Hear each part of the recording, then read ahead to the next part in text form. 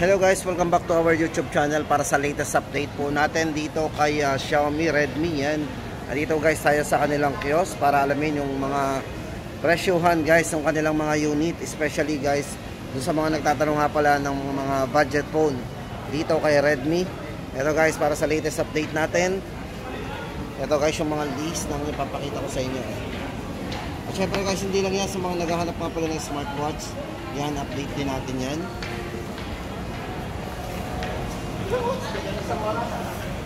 Ito guys, sa mga naghahanap nga pala ng ng budget phone dito kay Redmi, unahin na po natin itong kanilang pinaka budget phone.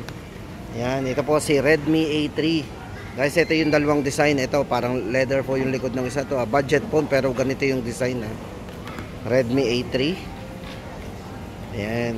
Guys, ito para sa specs po nitong si Redmi A3. Guys, ito ay naka 6.71 90Hz refresh rate pagdating sa kanyang screen. Meron na rin siyang AI dual camera. At sa battery guys, meron na rin itong 5,000 mAh battery. Pang all day battery natin. Ayan guys, sa mga naghahanap nga pala ng budget phone dito kay kay Redmi. Ayan, Redmi A3. Ito guys, para sa dalawang variants po nito. Bale, para po sa 4GB 128, 3,999. Ito, pakita ko sa inyo yung price ito. Ayan, guys, ito yung dalawang variant. So, ito, 4GB 128 o may malaking internal storage na po yan sa halagang 3,999 at 3GB RAM 64GB. O, kung gusto natin ng budget lang, yan, 3,399. O, diba? Meron tayong dalawang pagpipilian. Yan po yung kanilang Redmi A3 para sa mga naghahanap dyan ng budget phone. Tapos guys, ito, kumustahin naman natin yung kanilang Redmi 13C. Ayan, para sa latest update po natin dito kay Redmi 13C. O, diba? Design muna, guys, ito, check muna natin yung kanyang design. O, diba? O, yan guys, ito na. Umpisa na natin. For Redmi 13C guys, ito ay naka-smooth 6.74 90Hz. Refresh rate na rin ang screen. At meron siyang triple camera, naka 50 megapixel po yan para sa kanyang main camera. Check natin yung kanyang main camera. Ito guys, naka 50 megapixel po yan.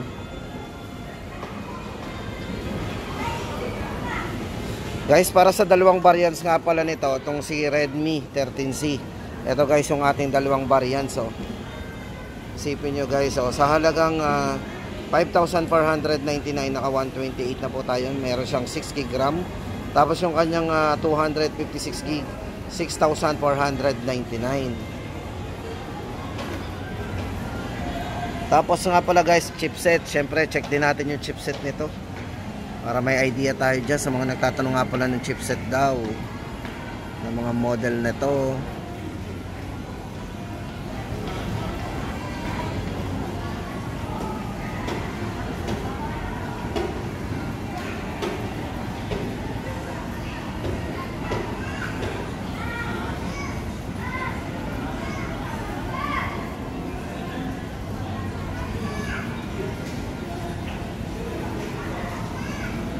So yan guys, hindi natin makita yan. Okay na.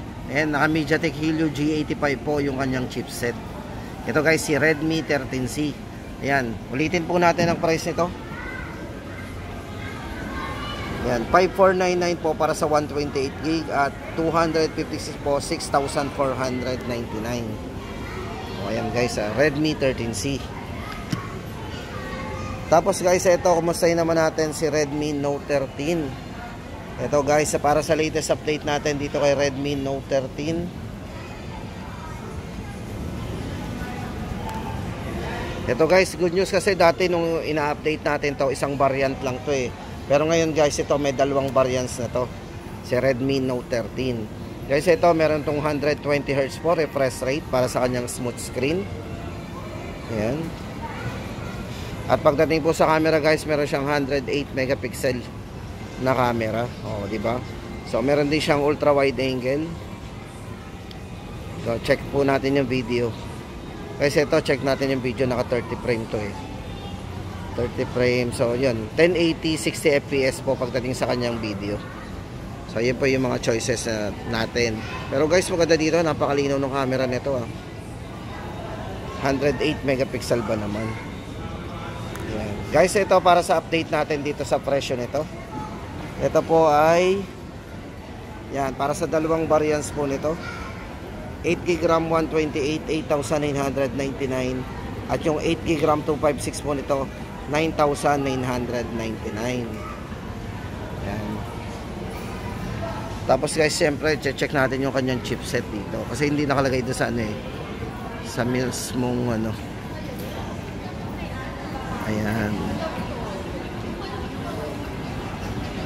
Check. Yan guys, bali ito ay naka Snapdragon 685 na rin. Yan. Sa mga nagtatanong nga pala ng chipset po nito, si Redmi Note 13, ito po ay naka Snapdragon 685 octa-core max 2.8 80 GHz. Tapos guys, next naman natin puntahan is Redmi Note 13 Pro. Ito guys, para sa latest update naman natin dito kay Redmi Note 13 Pro. Guys, ito kung camera po ang hinahanap natin na may mataas na megapixel. Unang-una po guys dito yung kanyang 200 megapixel po na camera. Maganda po dito, meron siyang optical image stabilization. Ito guys oh. Tapos naka 67 watts turbo charging. Yan po yung mga highlights po nito. Yan. Tapos naka 120 Hz po refresh rate ng kanyang screen. Then yung size nga pala guys ng screen to is naka 6.67, 120 Hz AMOLED display na rin. So napakabibid ng display nito. At para po sa glass protection guys, ito ay naka Corning Gorilla Glass 5. Tapos equipped na rin to ng IP54 para sa dust and water resistant nya. Yan.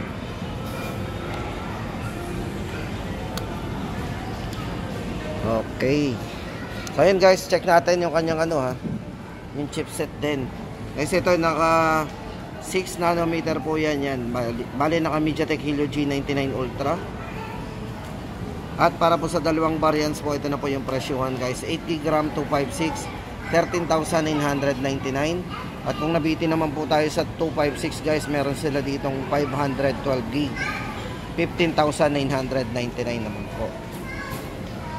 Yan, ito po kasi Redmi Note 13 Pro. Oh, ito guys, smooth camera to. Check natin yung camera. So ito guys, oh, naka 60 fps po yung frame niya.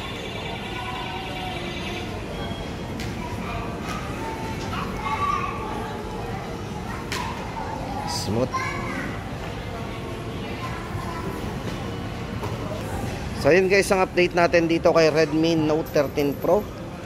O yan guys, sa mga naghahanap ng may mataas na camera, syempre, at merong mabilis mag-charge kasi ito ay naka 67 watts turbo charging with 5,000 mAh battery. Yan po guys, price natin 13,999 at 15,999 sa 512GB. Then guys, next ko papakita naman sa inyo ito sa mga naghahanap naman ng 5G. May dalawa po tayong i-update guys. Ito yung kanilang Redmi Note 13 Pro 5G.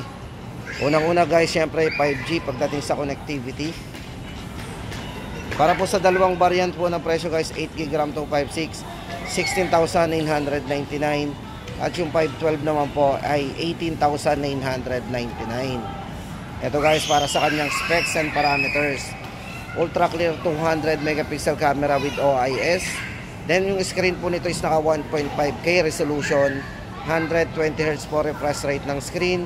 At pagdating po sa kanyang screen, ito guys, napaka ano nito ha, immersive viewing ultra thin bezel. Ayan. Syempre guys, may experience natin dito yung full viewing experience kasi nga po dahil sa thin bezel nya. Then pagdating naman po sa kanyang chipset, guys, ito ay naka Snapdragon 7S Generation 2 na rin. Corning Gorilla Glass na rin po yung kanyang ano ha. Check po natin yung rating po ng Gorilla Glass. Guys, ito naka Corning Gorilla Glass Victus po yan. So napakataas po ng ano ng glass nito. Then equipped na rin ng IP54 para sa dust and water resistant nya. 5,100 mAh pang all day battery. Guys, check natin yung kanyang 200 megapixel. Meron din siyang optical image stabilization pagdating sa video at sa camera. Dito. So check naman natin yung kanyang 200 MP. Grabe linaw, oh. Guys, ito yung 200 megapixel nito. Documents, night, and more.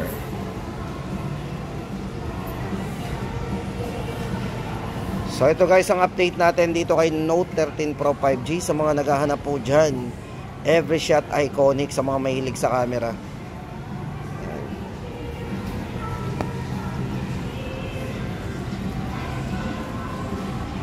Then guys, yung huli sa ating listahan si Redmi Note 13 Pro Plus 5G. Yan. Bali guys, ito naka-curve. So maganda dito guys, naka-curve yan, oh. Ang gandang hawakan. Pagdating po sa kanyang camera guys, meron din tong 200 megapixel with OIS. Yan. 1.5K curve display din. So yan, with ayan, naka triple camera pala guys to, eh. Ano, check natin.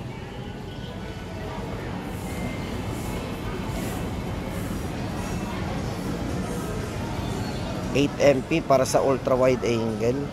Guys, maganda dito, oh, meron siyang IP68. Sabi sabihin guys, mas mataas ang rating po nito. Pag sinabi kasing IP68 guys, ito ay 1.5 meter. Accidentally mahulog to sa tubig. Ganun kalalim yung kaya niya. And syempre guys, naka Corning Gorilla Glass Victus. Napakatibay ng glass nito. At para po sa kanyang charging guys, ito sobrang bilis. Naka 120 watts hypercharge po yan. At pagdating po sa chipset guys, syempre naka leading performance 4 nanometer chipset.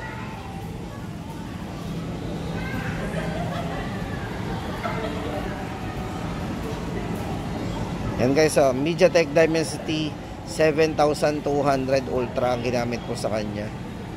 O, diba? Guys, ito para sa update natin sa presyo po nito. Redmi Note 13 Pro Plus 5G, 23,999. Guys, naka 512 gig na po tayo. Sobrang laki na po ng ating memory. Lahat kaya po nating ilagay dyan. So, kahit gaano karaming videos, kaya niyan.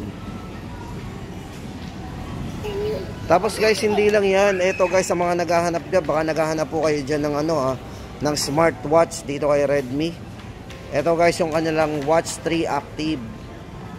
O diba, napakaganda na rin po ito. Pero guys, ang maganda dito napaka budget po nito friendly, kasi guys ito ay 1,999 lang. So guys, napakamura nito. May smartwatch na tayo.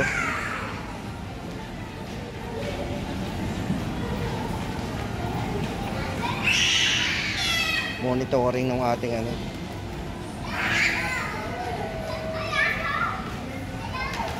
Tapos guys, ulitin po natin ang price nito. Ito po yung Watch 3 Active nila, 1,999. Tapos guys, hindi lang yan, meron din silang Redmi Watch 4. Ito guys, Redmi Watch 4. Check po natin yung design nito. Parang aluminum po yung ayan, parang alloy yung kanyang gilid. Ayan, all girls hits. So ito guys, ang mga pwede natin gawin dito, yung mga monitoring natin. Tsaka yung mga design ng pwede nating palitan. Design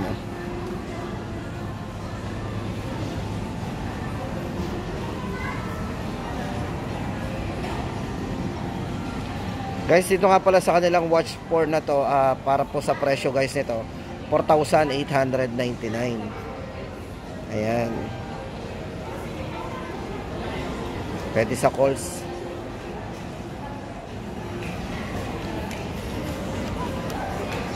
So ayan guys, ang ating latest update dito kay Redmi ngayong July 7, 2024. Tapos guys, ito meron nga pala sila ditong listahan.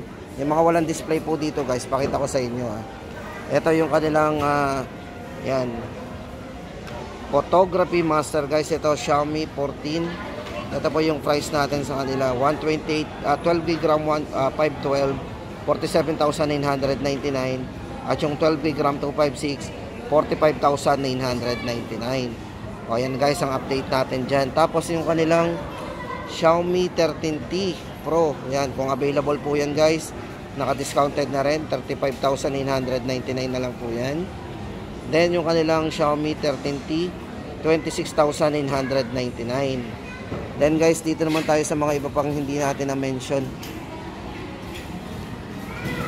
Ayan, kung sakali guys, ito, kung mapunta kayo sa mga ibang mga branches natin, ayan po yung price na ngayon ng 12 Pro Plus 5G, 19,999. At yung kanilang Redmi 12 Pro 5G po ay sa dalawang variants ito, 15,999 sa 256, at yung 128 po, 14,999. At yung Redmi 12S naman po, 10,999. Kung makakakita po tayo sa mga concept store or kiosk po, ayan. At yung Redmi 12 po nila, 8,999. Guys, ito yan, no, hindi natin sure kung may mga available pa yan, yung mga na-mention natin yan. Pero swartihan na lang guys kung may makukuha pa tayo ng mga ganon. Kasi syempre guys, meron na silang mga 13 series din eh. At yan guys ang ating update dito kay Redmi ngayong July 7, 2020.